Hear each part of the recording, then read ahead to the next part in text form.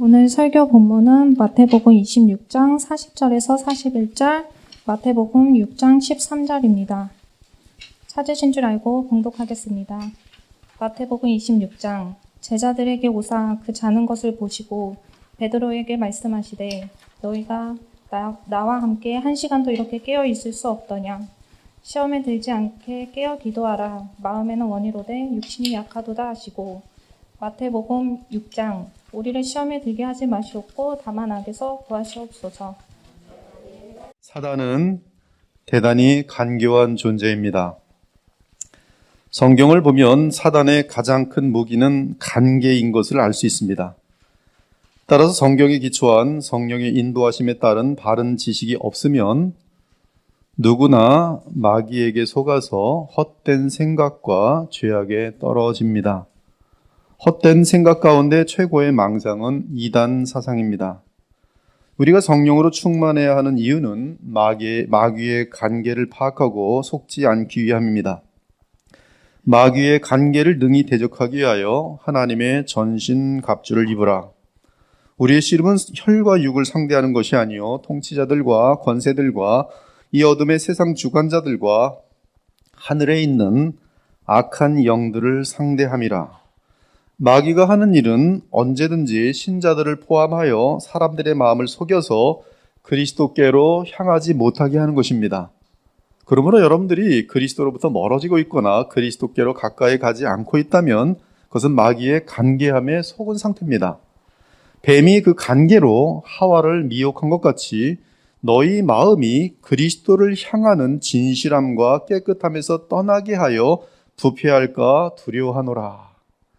만일 우리의 복음이 가리었으면 망하는 자들에게 가리어진 것이라 그 중에 이 세상 신이 믿지 아니하는 자들의 마음을 혼미하게 하여 그리스도의 영광의 복음의 광채가 비치지 못하게 함이니 그리스도는 하나님의 형상이니라. 이에 우리 주 예수 그리스도께서는 모든 거짓의 뿌리는 마귀라고 알려주셨습니다. 너희는 너희 아비 마귀에게서 났으니 너희 아비의 욕심대로 너희도 행하고자 하느니라. 그는 처음부터 살인한 자요 진리가 그 속에 없으므로 진리에 서지 못하고 거짓을 말할 때마다 자기 것으로 말하나니 이는 그가 거짓말쟁이요 거짓의 아비가 되었습니다. 그러므로 거듭난 주의 백성은 철저하게 복음의 뿌리를 내리고 우리의 마음과 생각을 성령 안에서 굳게 하여 세상 풍조와 마귀의 간계함에 빠지지 않아야 합니다. 그러므로 너희가 그리스도 예수를 주로 받았으니 그 안에서 행하되 그 안에 뿌리를 박으며 세움을 받아 교훈을 받은 대로 믿음에 굳게 서서 감사함을 넘치게 하라. 누가 철학과 헛된 속임수로 너희를 잡을까 주의하라. 헛된 속임수로 너희를 사로잡을까 주의하라.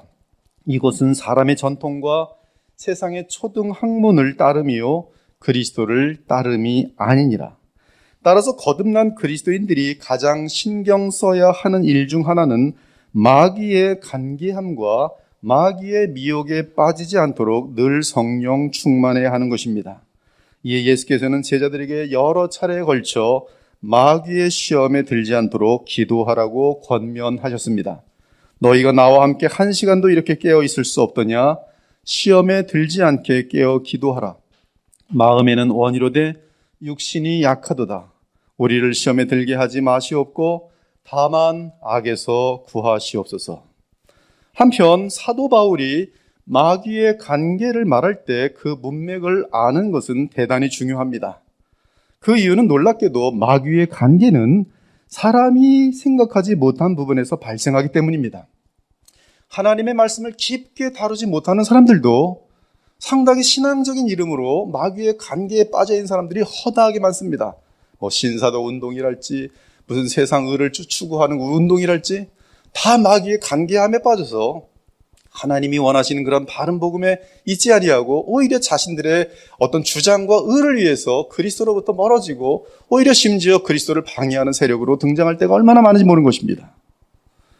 우리는 이 마귀의 간계가 일반적으로 사람이 생각하지 못한 부분에서 발생한다는 사실을 알고 하나님 말씀을 깊게 조명할 수 있으며 성령의 인도하심을 받아야 돼요.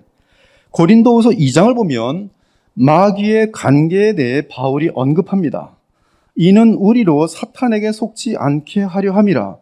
우리는 그 계책을, 그 간계함을 알지 못하는 바가 아니로라. 고린도서 2장 11절인데요. 그런데 바울이 이 사탄의 계략, 간계함을, 속임을 말하는 문맥을 살펴보면 놀랍게도 용서에 대한 것입니다. 근심하게 한 자가 있었을지라도 나를 근심하게 한 것이 아니요 어느 정도 너희 모두를 근심하게 한 것이니 어느 정도로 하면 내가 너무 지나치지 말하지 아니하려 함이라. 이러한 사람은 많은 사람에게서 벌 받는 것이 마땅하도다. 그런즉 너희는 차라리 그를 용서하고 위로할 것이니 그가 너무 많은 근심에 잠길까 두려워하노라. 그러므로 너희를 권하노니 사랑을 그에게 나타내라. 너희가 범사에 순종하는지 그 증거를 알고자 하여 내가 이것을 너희에게 썼노라. 너희가 무슨 일에든지 누구를 용서하면 나도 그리하고 내가 만일 용서한 일이 없으면 용서한 그것은 너희를 위하여 그리스도 앞에서 한 것이니 이는 우리로 사탄에게 속지 않게 하려 함이라. 우리는 그 계책을 알지 못하는 바가 아니로라. 지금 고린도후서 2장 5절에서 11절에 나오는 이 마귀의 관계에 대한 내용 속에 용서라는 전제가 담겨지는데요. 지금 바울이 언급하고 있는 사람은 한 사람을 말하는데 바울과 교회 공동체를 근심하게 만든 자입니다. 원어로 보면 티스 렐루 페이켄이라고 되어 있어요.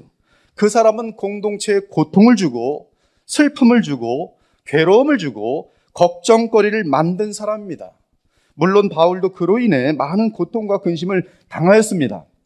그런데 그 사람은 많은 사람에게서 벌을 받았습니다. 즉 공동체 전체가 그 사람의 권징을 승인하였고 그를 멀리하였습니다. 바울은 그 사람을 권징하는 것이 마땅했다고 분명하게 말합니다.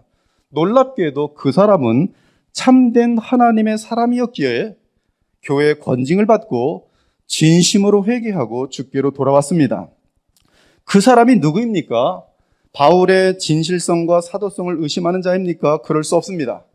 고린도후서 13장 및 고린도후서 10장을 보면 바울의 진실성과 사도성을 의심하는 자들이 파당을 만들고 바울을 비방하였는데 바울은 그들에 대한 용서를 전혀 언급하지 않았습니다. 내가 이미 말하였거니와 지금 떠나 있으나 두 번째 대면하였을 때와 같이 전에 죄 지은 자들과 그 남은 모든 사람에게 미리 말하노니 내가 다시 가면 용서하지 아니하리라.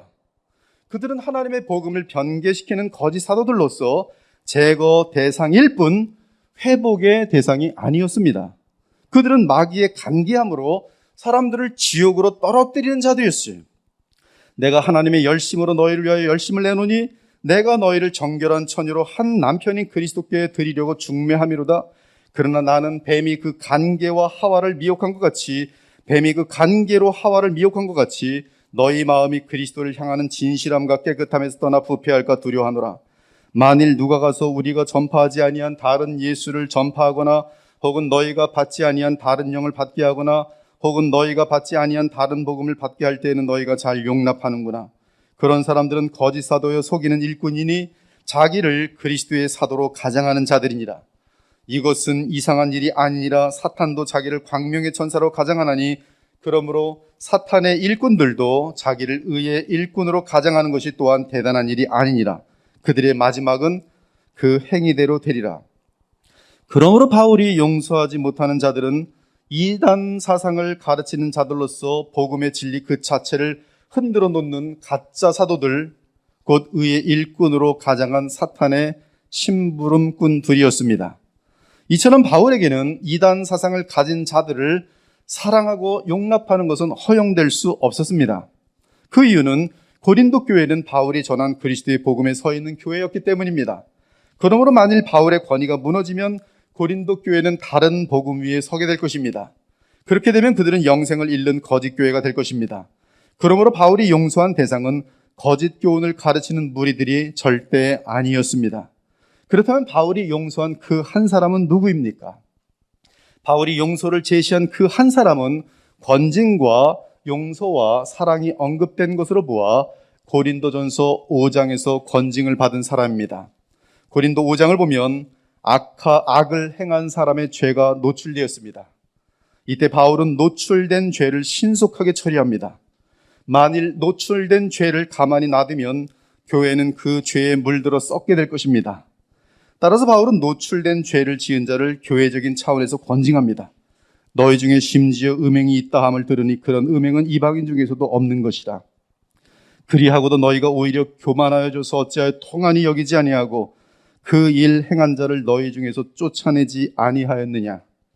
내가 실로 몸으로는 떠나 있으나 영으로는 함께 있어서 거기 있는 것 같이 이런 일 행한 자를 이미 판단하였노라. 주 예수의 이름으로 너희가 내 영과 함께 모여서 우리 주 예수의 능력으로 이런 자를 사탄에게 내주었으니 이는 육신은 멸하고 영은 주 예수의 날에 구원을 받게 하려 함이라. 너희가 자랑하는 것이 옳지 아니하도다. 적은 누룩이 온 덩어리에 퍼지는 것을 알지 못하느냐. 너희는 누룩 없는 자인데 새 덩어리가 되기 위하여 묵은 누룩을 내버리라. 그러면서 바울은 음행의 죄 외에도 교회가 신속히 징계해야 할 죄악들을 나열합니다. 이는 그러한 죄악을 교회가 치리하지 않을 때 교회는 세상의 손가락질을 받음으로 하나님의 영광이 땅에 떨어지기 때문입니다. 이제 내가 너희에게 쓴 것은 만일 어떤 형제라 일컫는 자가 음행하거나 탐욕을 부리거나 우상 숭배를 하거나 모욕하거나, 모욕이란 것은 비방이에요. 거짓말로 소문을 내는 것이, 술 취하거나 속여 빼앗거든 사귀지도 말고 그런 자와는 함께 먹지도 말라 함이라. 밖에 있는 사람들을 판단하는 것이야 내게 무슨 상관이 있으리오마는 교회 안에 있는 사람들이야 너희가 판단하지 아니하랴. 밖에 있는 사람들은 하나님이 심판하시려니와 이 악한 사람은 너희 중에서 내쫓으라. 나아가 신속하게 경계해야 하는 그러한 몇 가지 죄악은 지옥에 떨어질 사람들이나 짓는 가장 뚜렷한 죄악입니다. 미혹을 받지 말라. 음행하는 자나 우상 숭배하는 자나 간음하는 자나 탐색하는 자나 남색하는 자나 도적이나 탐욕을 부리는 자나 술 취하는 자나 모욕하는 자나 속여 빼앗는 자들은 하나님의 나라를 유업으로 받지 못하리라. 그런데 이런 범죄를 지은 자들이 건징을 받게 되면 두 종류로 나뉘는데, 하나는 건징을 받은 교회를 떠나든지 혹은 신앙을 저버리고 세상 사람이 되는 것이고, 다른 하나는 회개하고 다시는 그런 범죄를 저지르지 않는 자가 되는 것입니다. 고린도후서 2장에서 너희가 무슨 일에든지 누구를 용서하면 나도 그리하고 내가 만일 용서한 일이 있으면 용서한 그것은 너희를 위하여 그리스도 앞에서 한 것이니 이는 우리로 사단에게 속지 않게 하려 함이라. 우리는 그 계책을 그 간계함을 알지 못하는 바가 아니로라고 바울이 말한 대상은 근신기간에 진심으로 회개하고 복음의 능력으로 변화되어 다시는 지옥에 합당한 동일한 죄악을 짓지 않게 된 자를 말한 것입니다. 한편 죄악 중에 두 사람 이상이 관련된 죄악도 있습니다. 이러한 경우는 가해자가 생기고 피해자가 생깁니다. 그러한 경우에 대해 우리 주 예수님은 건징 과정을 친히 알려주셨습니다. 우리는 주께서 알려주신 건징 과정을 잘 따라야 교회와 각 개인이 마귀의 계책에 빠지지 않을 수 있습니다. 내 형제가 죄를 범하거든 원어로 보면 네가 죄로 인하여 피해를 당하고 억울하고 고통을 당하고 있다면 가서 너와 그 사람과만 상대하여 권고하라. 만일 들으면 내가 내 형제를 얻은 것이요. 만일 듣지 않거든 한두 사람을 데리고 가서 두세 증인의 입으로 말마다 확증하게 하라. 만일 그들의 말도 듣지 않거든 교회의 말하고 교회의 말도 듣지 않거든 이방인과 세리와 같이 여기라. 진실로 너희에게 이르노니 무엇이든지 너희가 땅에서 매면 하늘에서도 매일 것이요 무엇이든지 땅에서 풀면 하늘에서도 풀리리라. 진실로 다시 너희에게 이르노니 너희 중에 두 사람이 땅에서 합심하여 무엇이든지 구하면 하늘에 계신 내 아버지께서 그들을 위하여 이루게 하시리라. 또한 갈라디아서 6장에서는 그리스도의 지시에 따라 바울도 주의 몸된 교회가 마귀의 간계함에 빠지지 않도록 건징의 과정과 건징 자세에 대해 자세히 알려줍니다. 형제들아, 사람이 만일 무슨 범죄한 일이 드러나거든 신령한 너희는 온유한 심령으로 그러한 자를 바로잡고 너 자신을 살펴보아 너도 시험을 받을까 두려워하라. 너희가 짐을 서로 지라 그리하여 그리스도의 법을 성취하라. 바울의 글을 원어로부터 더욱 분명하게 하면 형제들아, 사람이 만일 무슨 범죄한 일이 드러나거든 신령한 너희는 행여 시험을 받지 않도록 주의하고 살펴보면서 온유한 심령으로 그러한 자를 바로 잡으라는 뜻입니다. 여기 무슨 범죄한 일은 하나님과 사람 앞에서 어떤 심각한 범죄를 뜻합니다. 드러나거든이란 말은 범죄 현장이 잡히거나 범죄자의 반복되는 죄악 가운데 어느덧 우연히 들통이 난 것을 말합니다. 이는 어떤 지체가 성령을 따라 행하지 않고 육체의 소욕을 따라 행함으로 결국 죄를 범하다가 습관이 되어서 들통이 난 것을 뜻합니다. 이때 바울은 이 문제를 마귀의 덫에 빠지지 않고 다룰 수 있도록 신령한 사람들이 그 문제를 다룰 것을 권합니다. 신령한 그들은 성령을 따라 행함으로, 성령의 인도하심을 따라 행함으로, 그리스도 안에 있는 생명의 성령의 법에 따라 살아감으로 성령의 열매가 평소시에 풍성한 성숙한 그리스도인들을 뜻합니다. 이들이 이 문제를 다루지 않으면 교회는 아주 난장판이 되어버려요. 수많은 교회들이 더 무서운 기참에 떨어지는 이유는 죄악이 발생됐을 때 그 다루는 과정에 있어서 성경의 과정을 없이 여기기 때문에 그래요. 무엇보다 신령한 그들은 성령의 열매로 인한 온유와 겸손의 품성을 가진 자들이어야 합니다. 그들은 이러한 성숙한 성품을 가지고 있기에 감정에 치우치지 않고 범죄자들을 바로잡아 줄 수 있는 것이, 반면 온유와 반대되는 악한 성품은 교만과 분노입니다. 하지만 온유하고 겸손한 신령한 자들은 범죄한 자를 권징하는 가운데서도 관용하는 마음과 배려하는 마음을 놓치지 않습니다. 그러한 자를 바로 잡으라고 합니다. 이 바로 잡는다는 용어는 수술 용어예요. 의사가 대단히 조심스러운 수술로 부러진 뼈 또는 부위를 수술하여 고치는 그러한 개념입니다. 이는 책망 및 근신을 포함하여 그 지체의 죄질 및 반복의 횟수를 참조하여 권징을 시행하는 것을 의미합니다. 그러면서 바울은 너희가 짐을 서로 지라 그리하여 그리스도의 법을 성취하라고 말합니다. 여기서 너희는 교회 공동체를 뜻합니다. 교회의 한 지체는 교회 전체와 연결되어 있기 때문에 한 지체가 범죄를 저지르고 아직 회복되지 못한 가운데 있다면 신령한 자들이 그 짐을 함께 져야 한다는 것이, 여기서 짐은 매우 무거운 짐을 말합니다. 권징으로 그 지체가 겪어야 하는 부끄럽고 더러운 짐일 뿐만 아니라 그 사람의 범죄로 인해 만들어진 여러 더러운 결과들을 누군가가 처리해야 하는 짐을 뜻합니다. 그러므로 그 짐을 지는 것은 권징을 당하는 그 지체나 또한 그 지체를 마음에 두고 보살피는 신령한 자에게 동일하게 부담스럽고 피곤하고 힘든 것이며 많은 인내가 필요합니다. 이때 육체 열매를 맺은 지체를 고쳐주기 위해 신령한 누군가가 그 짐을 감당하려면 끊임없이 성령의 인도함을 받는 가운데 매우 지혜로운 간섭이 필요할 것입니다. 그러므로 바울은 연약한 지체들의 죄성이 열매를 맺지 않도록, 그래서 권징의 대상이 되지 않도록 평소에 그들을 서로 살필 것을 권면합니다. 믿음이 강한 우리는 마땅히 믿음이 약한 자의 약점을 담당하고 자기를 기쁘게 하지 아니할 것이라 우리 각 사람 이웃을 기쁘게 하되 선을 이루고 덕을 세우도록 할지니라. 우리는 연약한 지체의 죄성이 결국 열매로 드러나 교회의 치리를 받는 자리까지 가지 않도록 미리 기도하고 도와주며 공동체가 무너지지 않도록 돌봐야 할 것이, 젊은이들 가운데서 가장 흔한 노골적인 치리를 받아야 되는 죄는 음행입니다. 그러나 그 음행의 자리까지 가지 않도록 위험스러운 고비를 보면 빨리 막아야 되는 것이 교회에서 기도해주고, 그리하여 그리스도의 법을 성취하는 것입니다. 즉 다른 지체의 연약함과 짐을 신령한 자들이 감당해 줌으로써 교회 공동체 안에 사랑을 이루는 것을 의미합니다. 이는 새 언약의 그리스도의 법은 거룩한 사랑이기 때문입니다. 즉 교회 내의 신령한 자들은 공동체의 부족한 부분을 채워서 교회가 사랑으로 온전하게 되도록 해야 한다는 뜻이, 이 일을 해야 하는 자들이 누구입니까? 그렇습니다. 성령의 인도하심을 따라 살아가는 신령한 자들입니다. 그러한 자들이야말로 주의 거룩한 사랑의 공동체의 지도자들이 되어야 마땅할 것입니다. 한편 교회의 연합과 건강함과 사랑을 무너뜨리려는 자들이 있습니다. 그들은 연약한 자들과 부족한 자들을 그리스도에게서 멀어지게 합니다. 교회 공동체에서 분리시킵니다. 그들은 서로 짐을 짊어지는 그런 희생과 헌신이 없고 언제나 스스로 영적 교만에 빠져 남을 판단하는 일에 앞섭니다.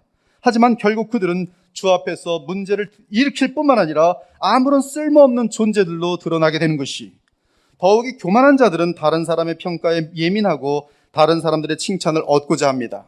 그들은 사람들의 영광을 얻고자 하지만 언제나 썩은 열매와 공동체의 짐이 되는 존재가 되기에 스스로도 하늘의 기쁨과 평안과 보람을 누릴 수 없게 됩니다. 그러므로 바울은 각각 자기의 일을 살피고 자신을 시험해 보라고 확인하라고 당부합니다. 즉 이는 나를 통해 나타난 행실과 열매를 점검하라는 뜻이, 그것만이 객관적인 기준입니다. 여러분 자신의 주장들이 중요한 것이 아니에요. 여러분들의 삶을 통해서 나타나는 열매들을 보셔야 돼요.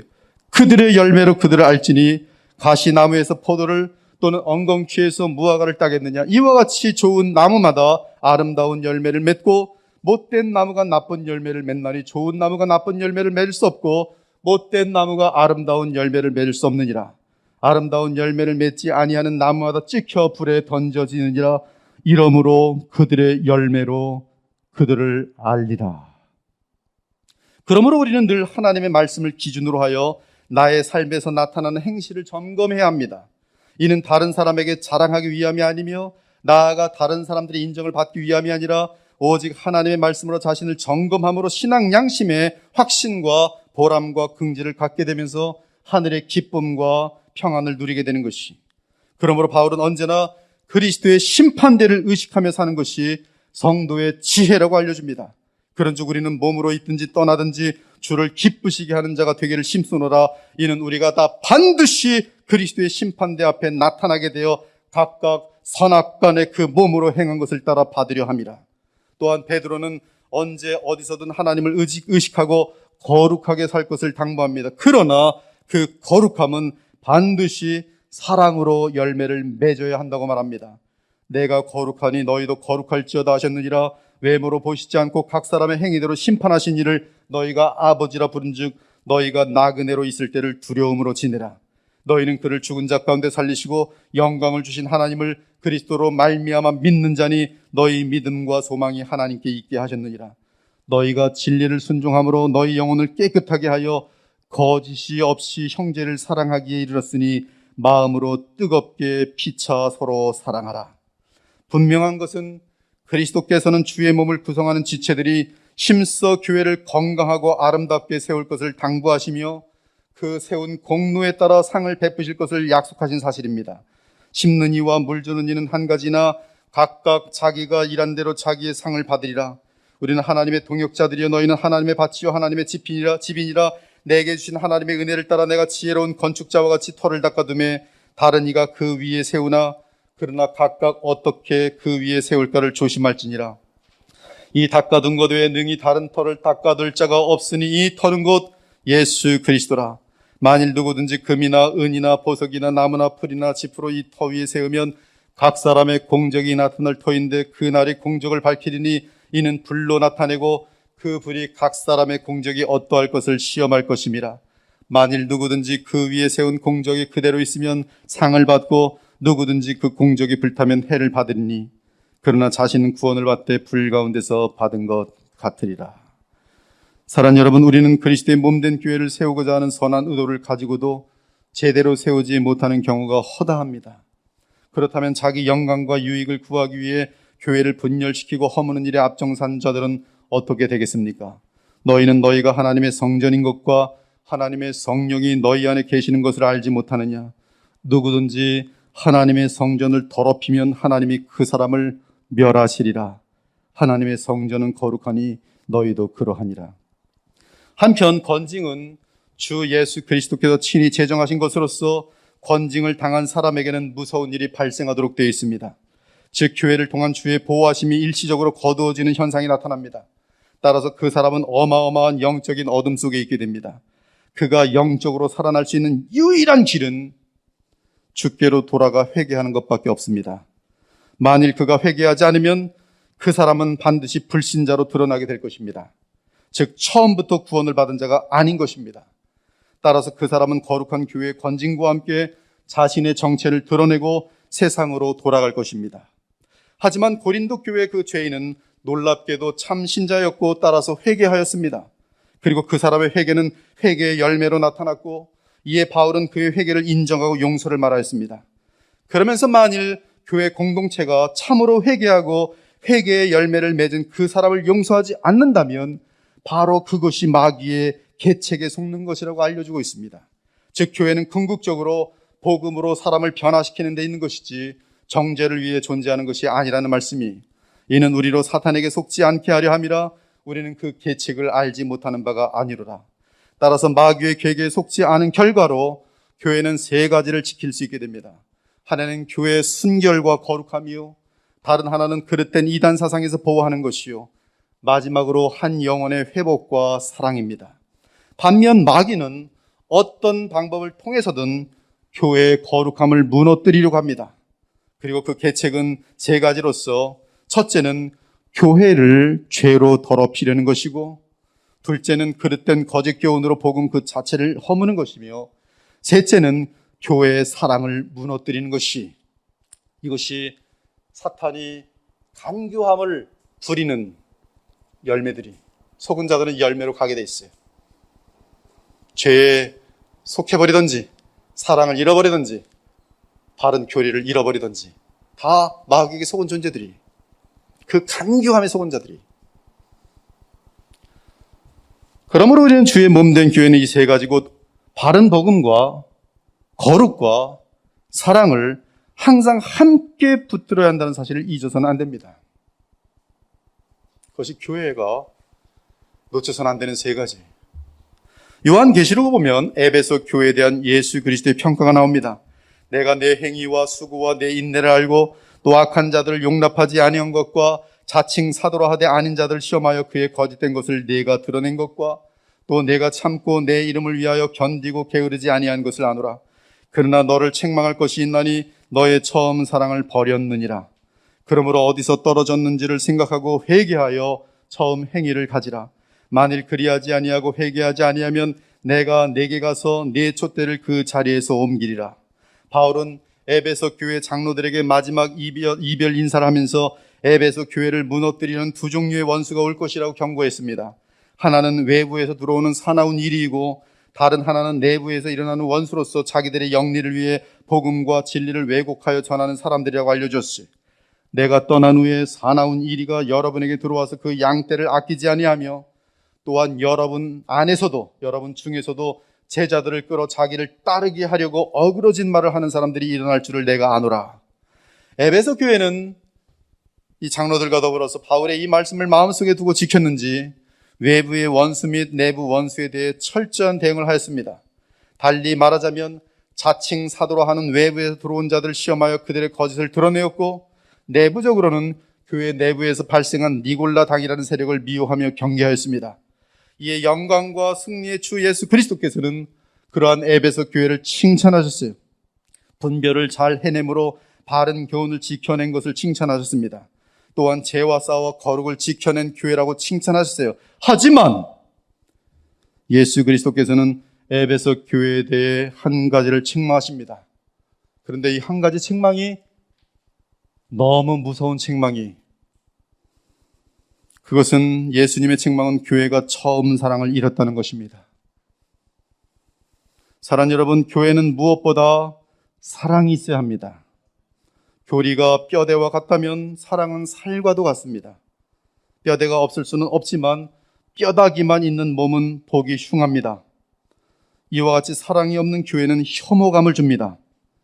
그러나 바른 교리가 있는 교회에 사랑의 살이 붙으면 얼마나 사랑스럽고 든든하고 풍성하고 아름다운지 모릅니다. 그런데 에베소 교회는 처음 사랑이 식었습니다. 처음 사랑은 인본주의적인 사랑이 아니라 복음적인 사랑을 말합니다. 여기서 우리는 교회가 처음 사랑이 식는 경고에 대해 매우 심각하게 고민해야 합니다. 만왕의 왕이며 만유의 주이시고 교회의 머리 되시는 예수 그리스도께서 에베소 교회에 하신 무서운 경고를 늘 기억해야 합니다.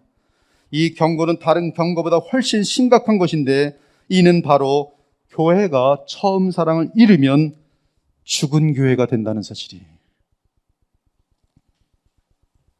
다시 말하면 처음 사랑을 잃는 교회는 주 예수 그리스도께서 그 교회를 버리십니다. 이는 교회의 생명은 그리스도의 사랑이며 그 사랑으로 서로 사랑함이 성도의 교제임을 분명하게 하신 것이, 그 성도의 교제가 곧 교회입니다. 따라서 예수 그리스도께서는 에베소 교회를 향해 엄중하게 경고하셨습니다. 처음 사랑을 회복하라. 처음 행위를 가지라. 만일 그리하지 아니하고 회개하지 아니하면 내가 네게 가서 내 등경을 그 자리에서 옮기리라. 등경을 그 자리에서 옮긴다는 뜻은 성령의 역사를 옮기시겠다는 뜻입니다. 예수 그리스도의 성령이 떠나신다는 뜻입니다. 거듭남의 역사도 없고 복음의 능력도 없는 교회가 된다는 뜻입니다. 그렇게 되면 교회에서 생명의 역사가 사라질 것입니다. 거룩한 영광과 하늘의 영광이 그 교회를 떠나기에 그 교회는 가짜 교회가 될 것입니다. 이러한 교회는 형식적으로만 존재하다가 이 땅에서 사라지게 될 것입니다. 결론부터 말하면 십자가를 통해 나타난 하나님의 사랑이 처음 사랑이며 그 처음 사랑으로 성도 간에 나누는 것이 처음 행위입니다. 이는 주 예수 그리스도께서 나를 사랑하신 같이 나도 형제를 사랑하는 것을 말합니다. 이때 사랑의 기준은, 처음 사랑의 기준은 십자가의 사랑입니다. 그 사랑이 처음부터 들은 복음이며 그 사랑으로 사랑함이 처음 사랑입니다. 그 사랑은 성령을 따라 사랑함이며 그 사랑은 십자가의 복음을 통해 하나님과 교통함으로 나타나는 사랑입니다. 그러니까 이 사랑을 잃었다는 것은 교회가 십자가의 복음의 능력과 생명을 잃었다는 뜻입니다. 바꾸어 말해서 교회란 십자가를 통한 하나님의 사랑과 예수 그리스도의 사랑을 성령의 역사를 통하여 날마다 누리면서 그 사랑으로 성도 간에 살아가는 사랑의 공동체인 것입니다. 이를 놓쳤다면 회개하고 다시 그 자리로 돌아가야 한다는 말씀이. 많은 사람들이 교리를 소중히 여기는 것 참 귀한 일이에요. 그러나 교리로 달려가고 있는데 사랑을 다 놓쳐버려요. 관용도 없고 미움만 가득 차 있어요. 어디서 이러한 아가페 사랑을 놓쳤는지. 이것은 지금 우리 인간적인 사랑이 아닙니다. 네가 밥 사주지 나도 너 밥 사주고 이런 사랑이 아니에요.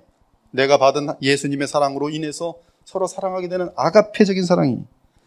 어디서 이런 아가페 사랑을 놓쳤는지 자신의 신앙과 믿음을 확인하고 다시 십자가의 사랑을 알아 성령의 능력으로 그 사랑으로 성도 간에 나누어야 하는 것이, 이것이 바로 교회의 생명이며 생명력입니다. 그러므로 어디서 떨어졌는지를 생각하고 회개하며 처음 행위를 가지라. 만일 그리하지 아니하고 회개하지 아니하면 내가 네게 가서 네 촛대를 그 자리에서 옮기리라.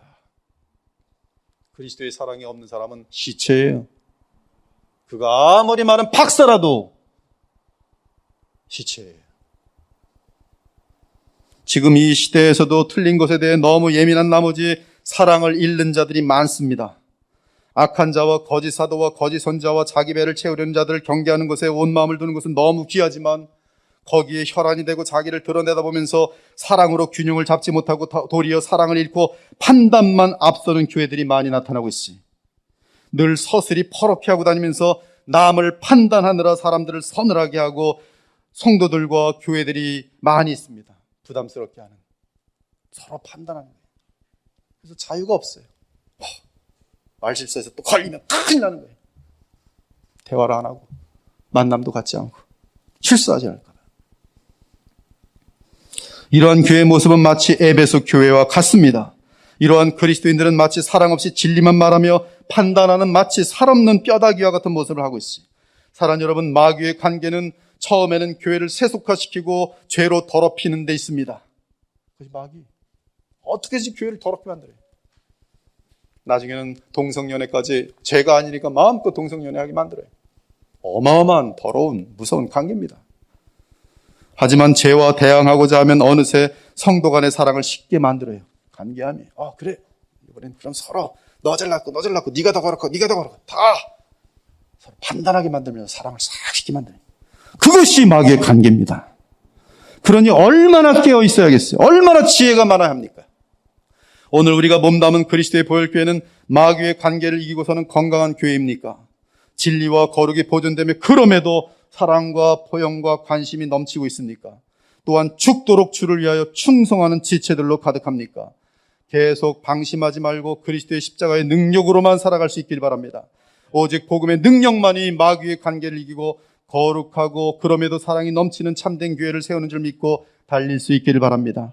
교회와 신자는 참된 복음의 능력 가운데 계속적인 기도로 깨어있으면서 거룩과 사랑을 동시에 이루어가는 공동체가 되어야 합니다. 오늘 이 시간 여러분의 성품과 삶이 오직 십자가의 복음에 서 있습니까? 그래서 거룩과 사랑을 이루어갈 수 있도록 성령으로 충만합니까? 십자가의 능력 외에는 좌로나 우로 치우치지 않게 할 수 있는 것은 이 세상에 아무것도 없습니다. 십자가를 놓치면 여러분은 한쪽으로 치우치게 돼 있어요. 사랑을 하는 듯하면 죄와 타협하고, 사람이 죄를 막 방심하게 되고, 또 좀 거룩한 듯하면 사랑을 다 잃어버리고, 이것은 인간의 힘으로선 복음의 능력을 나타낼 수 없다는 뜻이.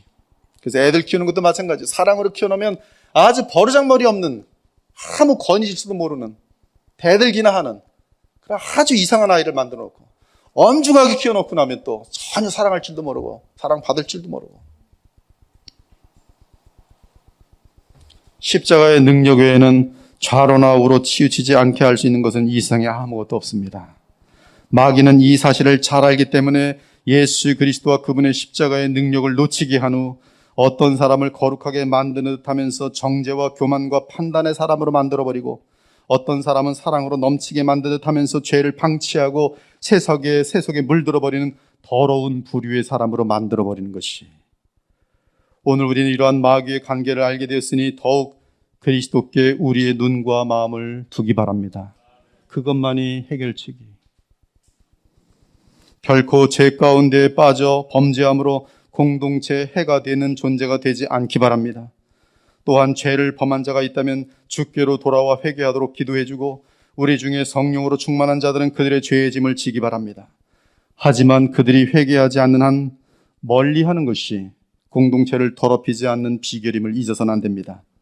이러한 주 예수 그리스도의 가르침을 철저하게 이행하기 위해 우리는 이 시간 어떤 상황에서도 주께 충성하겠노라고 다짐해야 합니다.